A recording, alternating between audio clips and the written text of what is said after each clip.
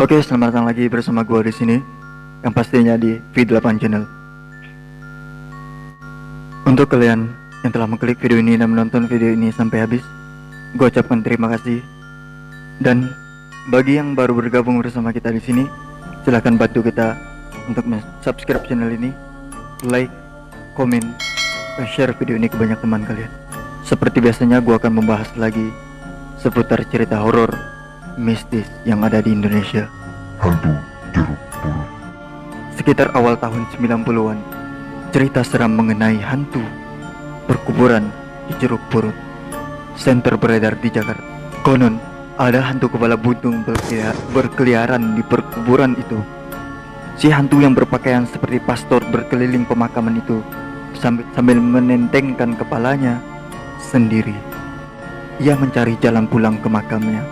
Bukan hantu itu yang saya temui di sana. Makhluk yang saya temui bukan mencari jalan pulang, ia ingin membalas dendam. Dan begini ceritanya. Seperti kebanyakan anak muda, saya dan 4 kawan ingin mencari sensasi seru.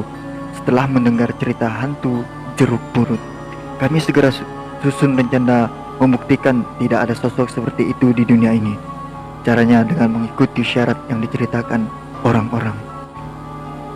Harus datang ke perkuburan di tengah malam Jumat dengan jumlah orang ganjil. Kata Putra menirukan cerita yang didengar dari kawannya. Atas nama kesetiaan kawanan dan kegagahan, saya iakan ajakan mereka untuk pergi ke perkuburan itu di tengah malam Jumat. Rasanya bakal seru dan aman-aman saja. Ternyata perkiraan saya salah. Cuma bisa sampai di sini nih mobilnya. Kita jalan ke dalam, kata Putra. Kami berempat berpandangan tak yakin. Waktu sudah cukup larut, gelap, pekat, dingin. Dan sejujurnya saya lumayan takut. Penakut amat sih lu. Ngapain juga ikutan kalau nggak masuk ke dalam? Alhasil kami berlima turun dan mulai menyusuri makam sekitar 10-15 menit berjalan kaki. Putra mulai mengeluh. Nggak asik cuma gini aja nih. Mana tuh pastor kepala buntung? Takut pergi sama kita. Kuntilanak kek, minimal genderuwo kek. Hahaha. Udah balik aja lah, kata dia sambil menginjak-injak kuburan yang dilewati. Kami pulang dan menginap di rumah Putra dan tidur di lantai kamarnya. Tengah malam ia mengigau dan terbangun berteriak, katanya mimpi buruk. Dia pergi. Di pagi harinya, suhu tubuh Putra sangat panas. Ia terpaksa tak masuk sekolah, bahkan sampai hari Selasa kami masih belum lihat Putra di sekolah. Put, lu kemana? Nggak masuk pelan banget, tanya saya sebelum pelajaran dimulai. Demam, jawabnya lemah sambil menatap lantai. Masuk angin kali ya? Waktu itu udah sembuh loh, tanya saya lagi. Dia diam sambil terus menatap lantai tanpa berkedip. Put, lu nggak kenapa-napa kan? Tanya saya serius. Gue nggak bisa hilangin bayangan wajah di mimpi gue. Hari malam Jumat itu mimpi gue masih sama, kata dia. Mimpi apaan? Saya mulai heran. Laki-laki, tinggi, hitam, lehernya ada bekas sayatan dalam, kata dia. Lu mah masih soal hantu Jeruk Purut ya? Tahu kata saya. Seraya pergi meninggalkannya. Hingga sepekan sejak kejadian itu, Putra masih bertingkah aneh. Tak lagi berisik seperti biasanya. Banyak diam dan menatap nanar. Kulitnya juga pucat dengan area mata menghitam. Dikatain saat kami duduk berseberangan, ia bahkan sempat menunjukkan kemampuan baru. Ia menggerakkan gelas tanpa menyentuh sama sekali. Katanya itu belum seberapa. Lama-lama makin terasa ada yang aneh dengan Putra. Ia juga sering marah-marah tak jelas. Ada yang aneh sama Putra ya, kata Pak Andi, guru olahraga pada saya di sisi lapangan sambil menatap Putra dari kejauhan. Aneh bagaimana, Pak? Tanya saya berlagak tak tahu. Saya rasa dia nggak seperti Putra yang kita kenal. Coba aja dia ke kampus saya nanti malam sekitar jam 8.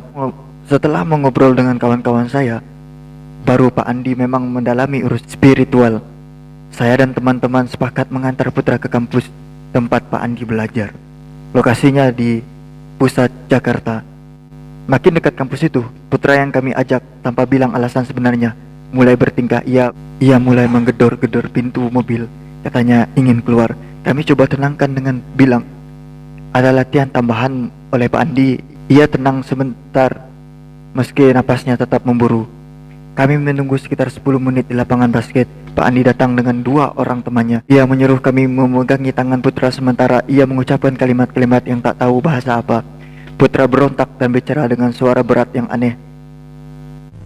Mau apaan? Katanya. Kamu siap mau apa kesini? Tanya Pak Andi. Saya nggak terima, saya nggak terima, saya nggak terima. Tidak terima apa? Kenapa kamu diam di dalam badan Putra? Kata Pak Andi. Dia nggak sopan, dia nggak sopan. Ucap Putra sambil berontak sampai kami kewalahan memegangi tangannya. Kamu mau keluar sendiri atau mau kami paksa keluar? Tanya Pak Andi lagi. Putra menggerang sambil terus memberontak dan bergumam aneh. Tak lama Pak Andi menyuruh 2 temannya memukul Putra. Setelah menerima pukulan bertubi-tubi, Putra tiba-tiba lunglai dan muntah-muntah. Pak Andi minta kami berdoa sambil mengelilingi Putra. Tiba-tiba Putra berdiri mendatangi Pak Andi, berbisik lalu jatuh dan pingsan. Saya dan seorang teman merasakan ada angin seperti orang berjalan melewati kami dan terdengar suara ada yang melewati rumput ilalang di dekat lapangan itu. Kami angkat Putra ke dalam mobil. Di dalam perjalanan ia terbangun bertanya apa yang terjadi. Kami ceritakan yang sudah terjadi. Ia hanya bilang tiap kali tutup mata, sosok laki-laki dengan leher tergorok terus muncul di kepalanya, berkata hal-hal mengancam. Tak lama ia tidur lagi hingga kami antar ke rumahnya. Esoknya Putra sudah kembali ke sekolah dengan wajah lebih normal. Pak, kemarin Putra bilang apa sebelum pingsan? Tanya saya ke Pak Andi. Katanya, Siapapun yang malam itu ke Jeruk Purut mencoba datang lagi, keluarnya sudah tidak dalam keadaan hidup. jadi kamu dan teman-teman lebih baik nggak kesana lagi ya, tutur Pak Andi. Oke, itu sedikit cerita dari pengalaman orang yang pernah pergi dan merasakan sensasi di pemakaman TPU Jeruk Purut. Nah, bagaimana guys? Apakah cerita ini cukup creepy untuk kalian? Silahkan komen aja di bawah. Cerita apa lagi selanjutnya yang akan gue bahas? Silahkan komen di bawah. Sebelum gue mengakhiri cerita ini, jangan lupa subscribe, like, komen, dan share video ini ke banyak media sosial kalian agar apa yang kalian tahu orang lain juga tahu. Selamat bertemu kembali. See you next video.